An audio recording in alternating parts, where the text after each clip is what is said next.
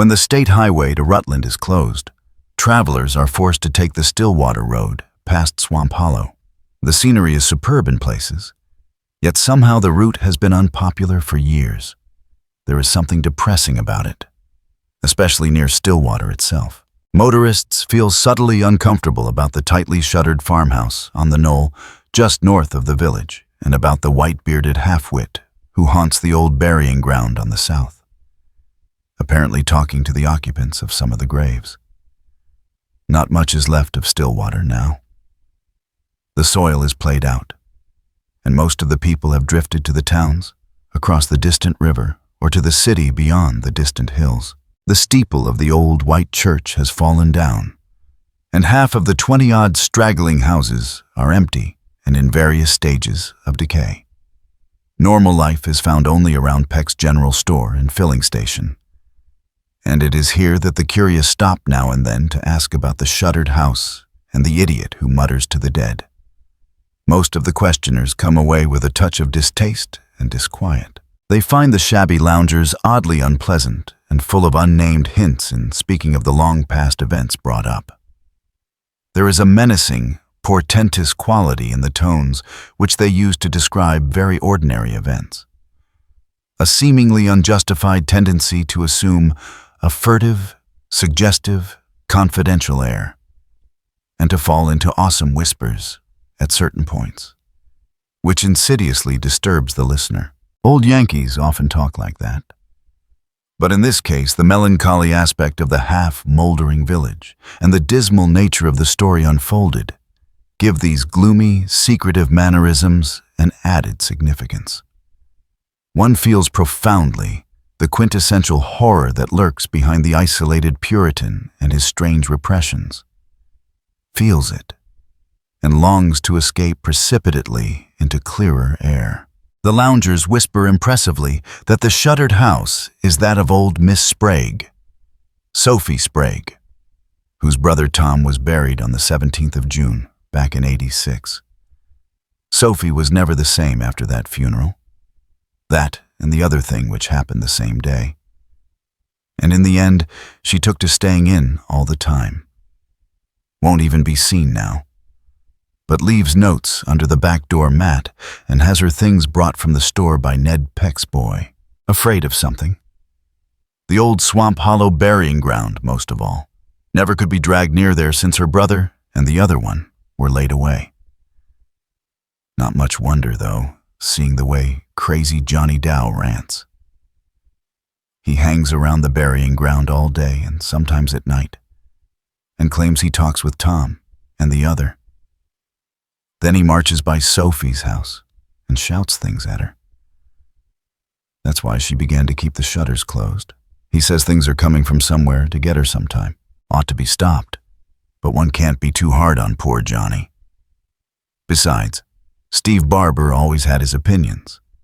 Johnny does his talking to two of the graves. One of them is Tom Sprague's. The other, at the opposite end of the graveyard, is that of Henry Thorndike, who was buried on the same day. Henry was the village undertaker, the only one in Miles, and never liked around Stillwater. A city fellow from Rutland, been to college and full of book learning, read queer things nobody else ever heard of, and mixed chemicals for no good purpose. Always trying to invent something new, some newfangled embalming fluid or some foolish kind of medicine. Some folks said he had tried to be a doctor, but failed in his studies and took to the next best profession. Of course, there wasn't much undertaking to do in a place like Stillwater, but Henry farmed on the side.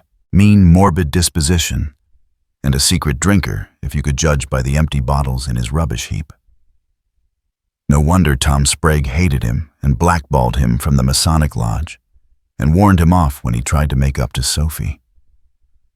The way he experimented on animals was against nature and scripture. Who could forget the state that Collie Dog was found in, or what happened to old Mrs. Akeley's cat? Then there was the matter of Deacon Levitt's calf, when Tom had led a band of the village boys to demand an accounting. The curious thing was that the calf came alive after all in the end, though Tom had found it as stiff as a poker. Some said the joke was on Tom, but Thorndike probably thought otherwise, since he had gone down under his enemy's fist before the mistake was discovered. Tom, of course, was half drunk at the time. He was a vicious brute at best, and kept his poor sister half cowed with threats. That's probably why she is such a fear-racked creature still. There were only the two of them, and Tom would never let her leave because that meant splitting the property. Most of the fellows were too afraid of him to shine up to Sophie. He stood 6'1" in his stockings. But Henry Thorndike was a sly cuss who had ways of doing things behind folks' backs. He wasn't much to look at, but Sophie never discouraged him any. Mean and ugly as he was, she'd have been glad if anybody could have freed her from her brother. She may not have stopped to wonder how she could get clear of him after he got her clear of Tom. Well, that was the way things stood in June of '86. Up to this point, the whispers of the loungers at Peck's store are not so unbearably portentous. But as they continue, the element of secretiveness and malign tension grows. Tom Sprague, it appears, used to go to Rutland on periodic sprees, his absences being Henry Thorndike's great opportunities. He was always in bad shape when he got back, and old Dr. Pratt, deaf and half-blind though he was, used to warn him about his heart and about the danger of delirium tremens. Folks could always tell by the shouting and cursing when he was home again. It was on the 9th of June, on a Wednesday, the day after young Joshua Goodenough finished building his new-fangled silo, that Tom started out on his last and longest spree. He came back the next Tuesday morning, and folks at the store saw him lashing his bay stallion the way he did when whiskey had a hold of him. Then there came shouts and shrieks and oaths from the Sprague house, and the first thing anybody knew, Sophie was running over to old Dr. Pratt's at top speed. The doctor found Thorndike at Sprague's when he got there, and Tom was on the bed in his room, with eyes staring and foam around his mouth. Old Pratt fumbled around and gave the usual tests, then shook his head solemnly and told Sophie she had suffered a great bereavement, that her nearest and dearest had passed through the pearly gates to a better land, just as everybody knew he would if he didn't let up on his drinking. Sophie kind of sniffled, but didn't seem to take on much. Thorndike didn't do anything but smile, perhaps at the ironic fact that he, always an enemy, was now the only person who could be of any use to Thomas Sprague. He shouted something in old Dr. Pratt's half-good ear about the need of having the funeral early on account of Tom's condition. Drunks like that were always doubtful subjects, and any extra delay, with merely rural facilities, would entail consequences, visual and otherwise, hardly acceptable to the deceased's loving mourners. The doctor had muttered that Tom's alcoholic career ought to have embalmed him pretty well in advance, but Thorndike assured him to the contrary, at the same time boasting of his own skill and of the superior methods he had devised through his experiments. It is here that the whispers of the loungers grow acutely disturbing. Up to this point, the story is usually told by Ezra Davenport or Luther Fry, if Ezra is laid up with chilblains, as he is apt to be in winter. But from there on, old Calvin Wheeler takes up the thread, and his voice has a damnably insidious way of suggesting hidden horror. If Johnny Dow happens to be passing by, there is always a pause, for Stillwater does not like to have Johnny talk too much with strangers. Calvin edges close to the traveler and sometimes seizes a coat lapel with his gnarled, mottled hand while he half shuts his watery blue eyes. "Well, sir," he whispers, "Henry, he went home and got his undertaker's fixins. Crazy Johnny Dow lugged most of 'em, for he was always doing chores for Henry, and says as Doc Pratt and Crazy Johnny should help lay out the body. Doc always did say as how he thought Henry talked too much, a boastin' what a fine workman he was, and how lucky it was that Stillwater had a reg'lar undertaker instead of buryin' folks just as they was, like they do over to Whitby. Suppose, says he, some fellow was to be took with some of them paralyzing cramps like you read about. How'd a body like it when they lowered him down and begun shoveling the dirt back? How'd he like it when he was choking down there under the new headstone, scratching and tearing if he chanced to get back the power, but all the time knowing it wasn't no use? No, sir. I tell you it's a blessing.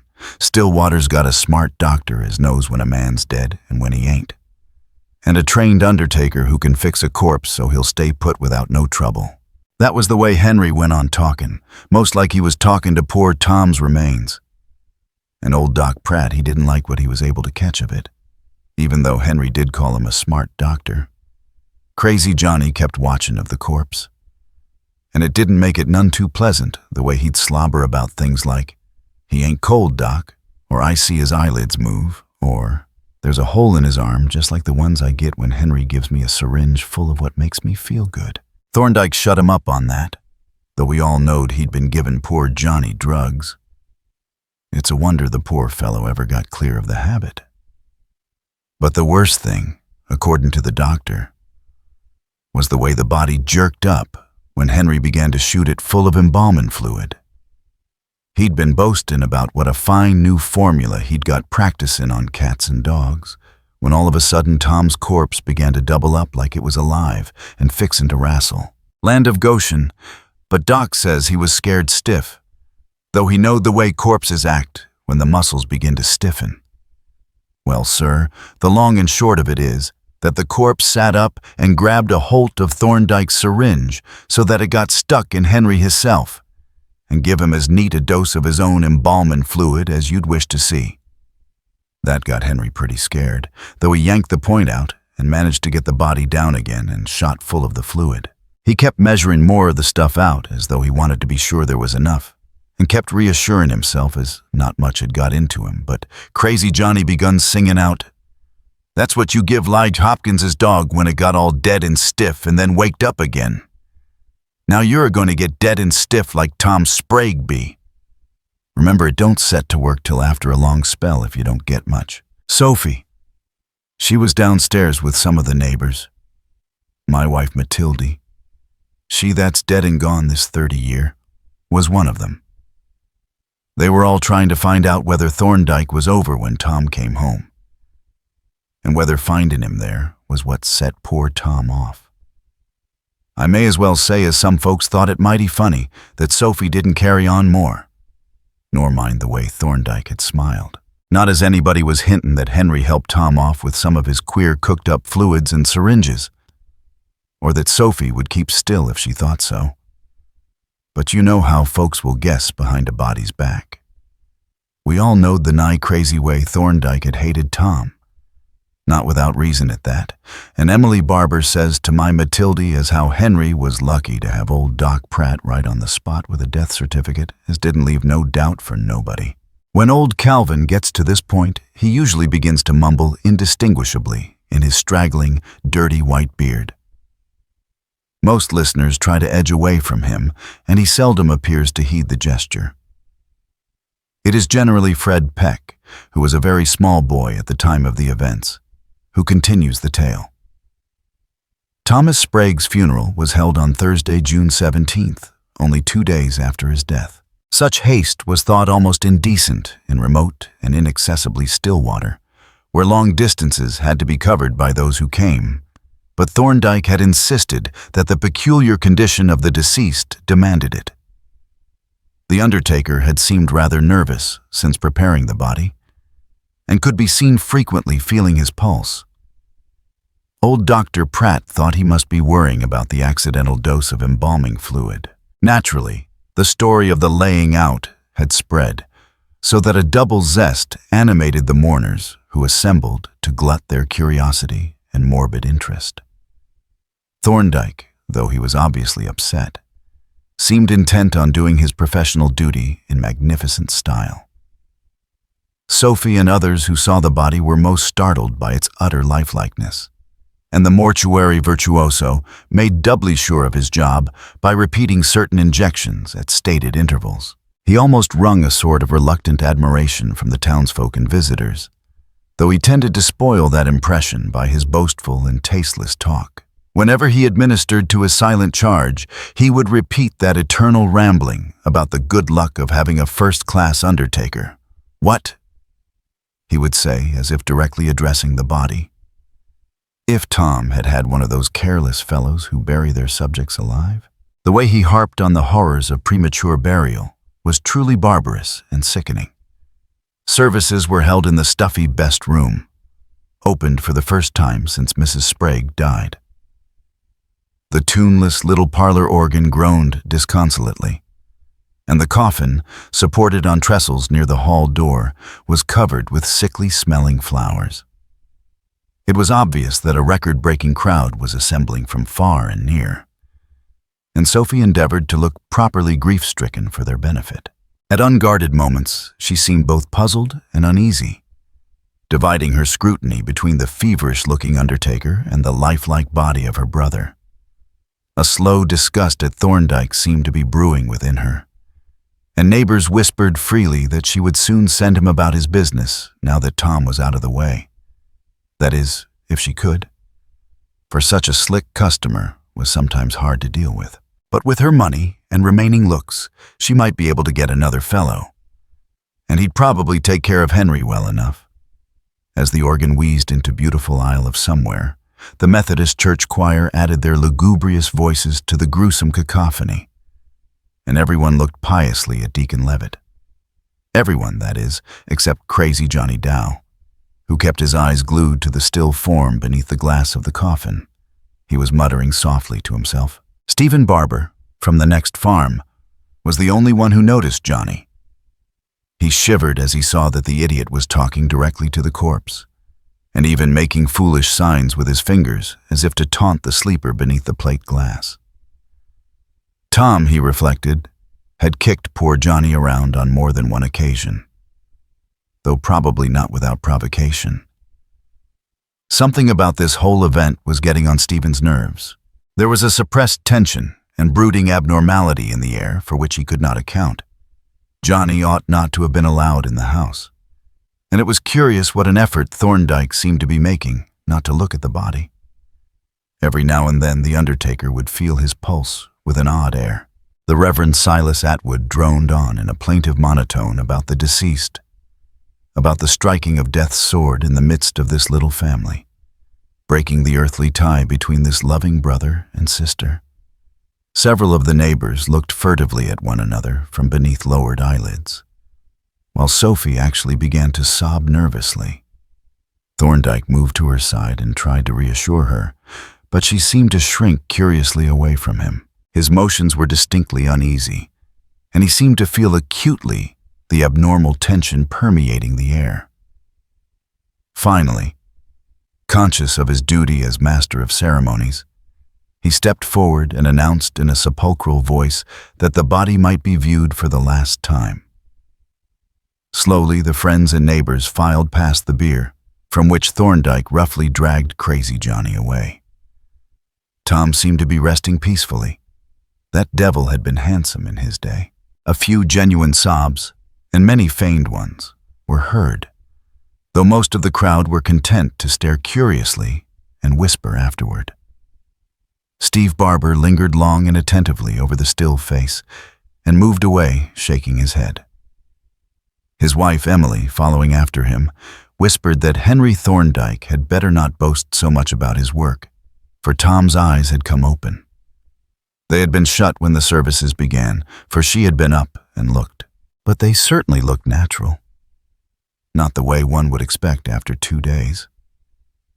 When Fred Peck gets this far, he usually pauses as if he did not like to continue. The listener, too, tends to feel that something unpleasant is ahead. But Peck reassures his audience with the statement that what happened isn't as bad as folks like to hint. Even Steve never put into words what he may have thought.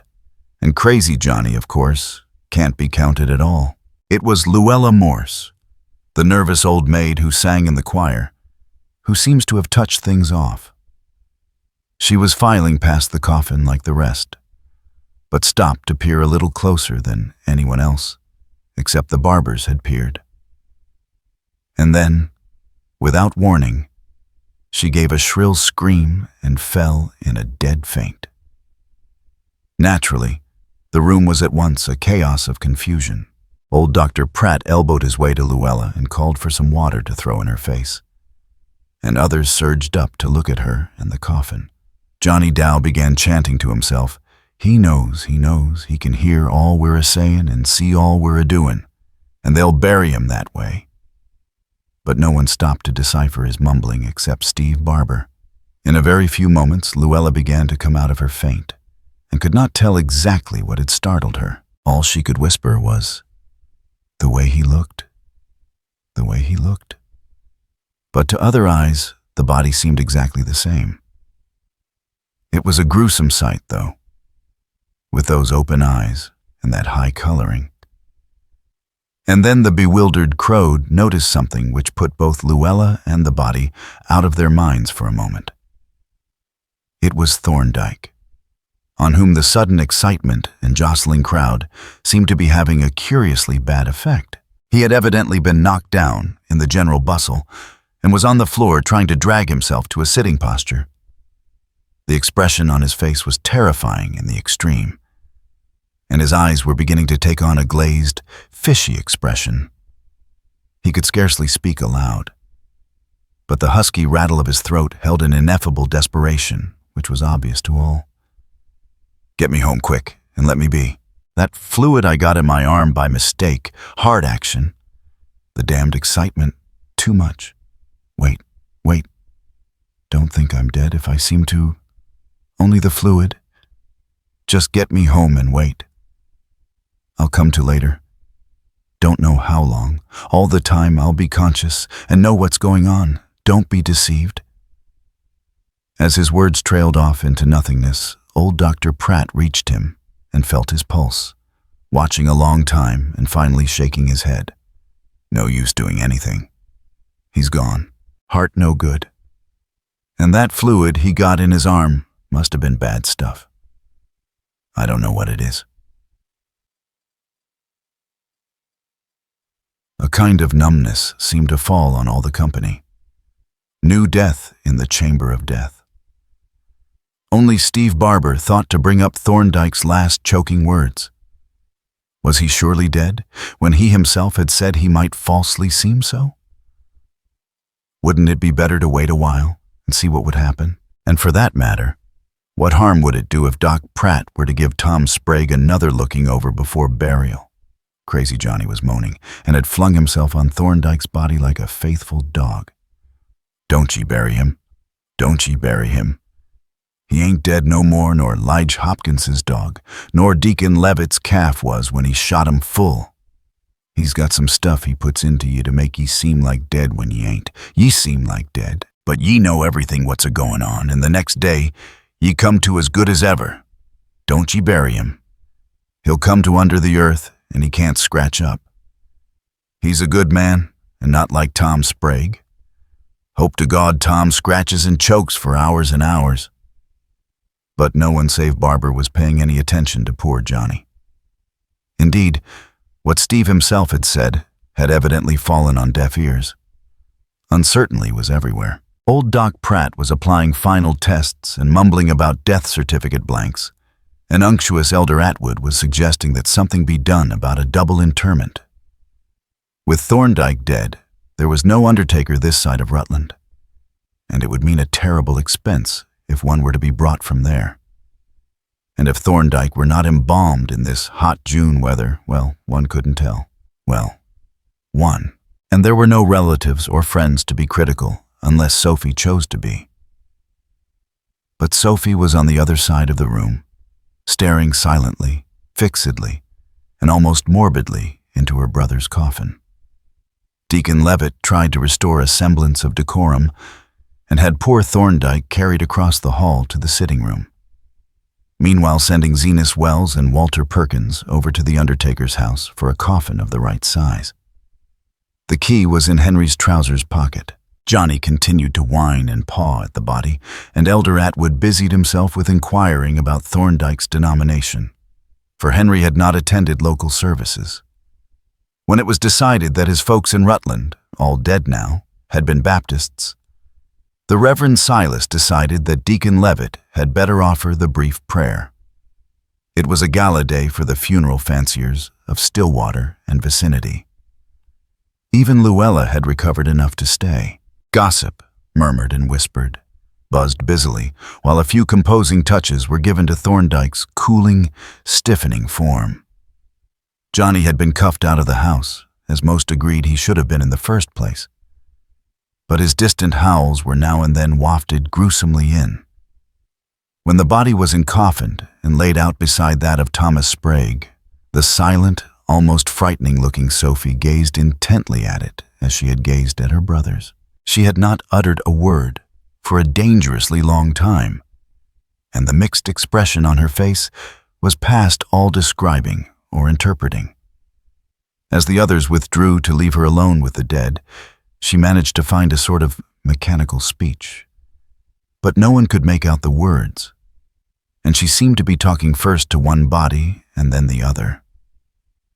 And now, with what would seem to an outside the acme of gruesome unconscious comedy, the whole funeral mummery of the afternoon was listlessly repeated.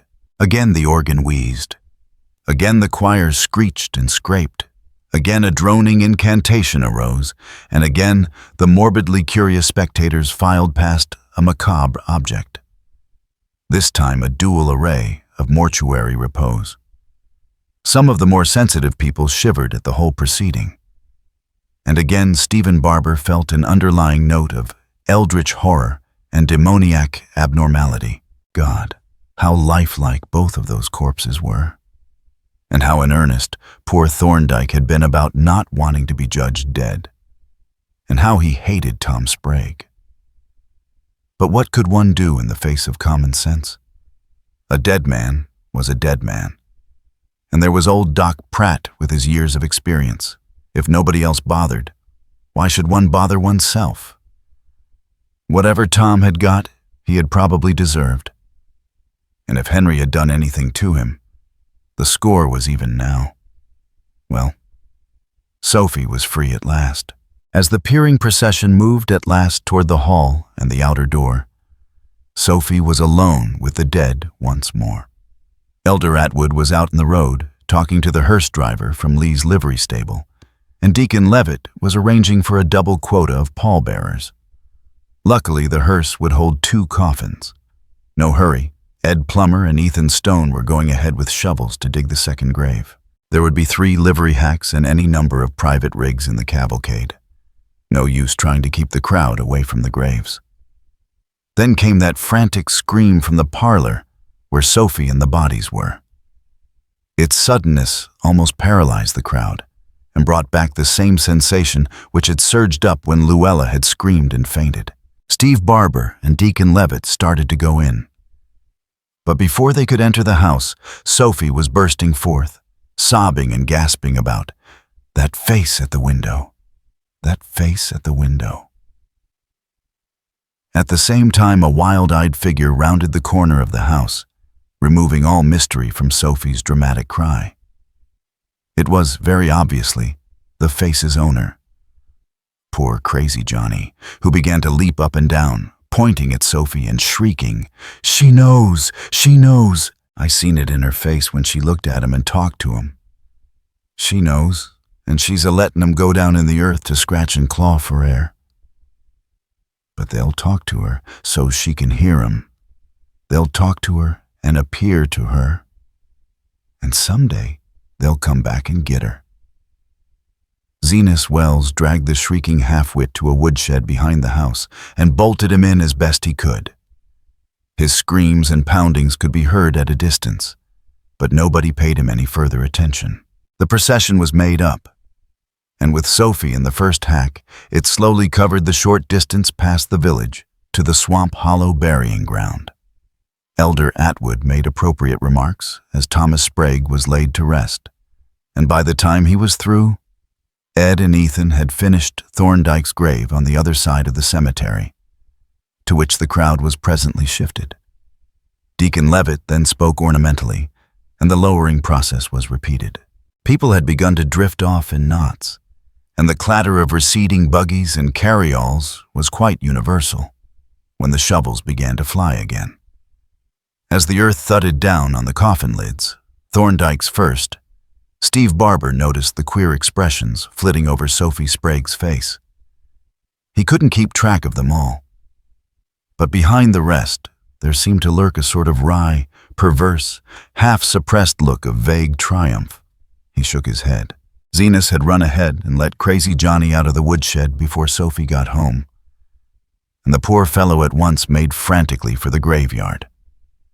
He arrived before the shovelmen were through, and while many of the curious mourners were still lingering about. What he shouted into Tom Sprague's partly filled grave, and how he clawed at the loose earth of Thorndike's freshly finished mound across the cemetery, surviving spectators still shudder to recall. Jotham Blake, the constable, had to take him back to the town farm by force, and his screams waked dreadful echoes. This is where Fred Peck usually leaves off the story. What more, he asks, is there to tell? It was a gloomy tragedy, and one can scarcely wonder that Sophie grew queer after that. That is all one hears if the hour is so late that old Calvin Wheeler has tottered home, but when he is still around, he breaks in again with that damnably suggestive and insidious whisper. Sometimes those who hear him dread to pass either the shuttered house or the graveyard afterward, especially after dark. Fred was only a little shaver then, and don't remember no more than half of what was going on. You want to know why Sophie keeps her house shuttered? And why crazy Johnny still keeps a-talking to the dead and a-shouting at Sophie's windows? Well, sir, I don't know's I know all there is to know, but I hear what I hear. Here the old man ejects his cut of tobacco and leans forward to buttonhole the listener. It was that same night, mind ye, toward morning. And just 8 hours after them burials, when we heard the first scream from Sophie's house. Woke us all up. Steve and Emily Barber and me and Matilde goes over hot-footin' all in night gear, and finds Sophie all dressed and dead fainted on the settin' room floor. Lucky she hadn't locked the door. When we got her to, she was shaken like a leaf, and wouldn't let on by so much as a word what was ailin' her. Matilde and Emily done what they could to quiet her down, but Steve whispered things to me as didn't make me none too easy. Come about an hour when we allowed we'd be going home soon. That Sophie, she begun to tip her head on one side like she was a-listening to something. Then on a sudden she screamed again and keeled over in another faint. Well, sir, I'm tellin' what I'm tellin', and won't do no guessin' like Steve Barber would ha' done if he dared. He always was the greatest hand for hintin' things. Died 10 years ago of pneumonia. What we heard so faint-like was just poor crazy Johnny, of course. 'Tain't more than a mile to the burying ground, and he must have got out of the window where they'd locked him up at the town farm, even if Constable Blake says he didn't get out that night. From that day to this, he hangs around them graves a-talking to the both of them, cussin' and kickin' at Tom's mound, and puttin' posies and things on Henry's. And when he ain't a-doin' that, he's hanging around Sophie's shuttered windows, howlin' about what's a-comin' soon to get her. She would never go near the burying ground, and now she won't come out of the house at all, nor see nobody. Got to sayin' there was a curse on Stillwater, and I'm dinged if she ain't half right. The way things is a-goin' to pieces these days. There certainly was something queer about Sophie right along. Once when Sally Hopkins was a-callin' on her in 97 or 98, I think it was, there was an awful rattlin' at her winders, and Johnny was safe locked up at the time. At least, so Constable Dodge swore up and down. But I ain't taking no stock in their stories about noises every 17th of June, or about faint shinin' figures a-tryin' Sophie's door and winders every black mornin' about 2 o'clock. You see, it was about 2 o'clock in the mornin' that Sophie heard the sounds, and keeled over twice that first night after the buryin'. Steve and me and Matilde and Emily heard the second lot, faint as it was, just like I told you. And I'm a-tellin' you again as how it must have been crazy Johnny over to the burying ground, let Jotham Blake claim what he will. There ain't no tellin' the sound of a man's voice so far off. And with our heads full of nonsense, it ain't no wonder we thought there was 2 voices, and voices that hadn't ought to be speaking at all. Steve. He claimed to have heard more than I did. I verily believe he took some stock in ghosts. Matilda and Emily was so scared they didn't remember what they heard. And curious enough, nobody else in town, if anybody was awake at the ungodly hour, never said nothing about hearing no sounds at all. Whatever it was so faint it might have been the wind if there hadn't been words. I made out a few, but don't want to say, as I'd back up all Steve claimed to have caught. She-devil, all the time. Henry, and alive was plain, and so was you know. Said you'd stand by, get rid of him, and bury me, in a kind of changed voice. Then there was that awful comin' again someday, in a death-like squawk. But you can't tell me Johnny couldn't have made those sounds. Hey, you, what's taking you off in such a hurry? Maybe there's more I could tell you if I had a mind.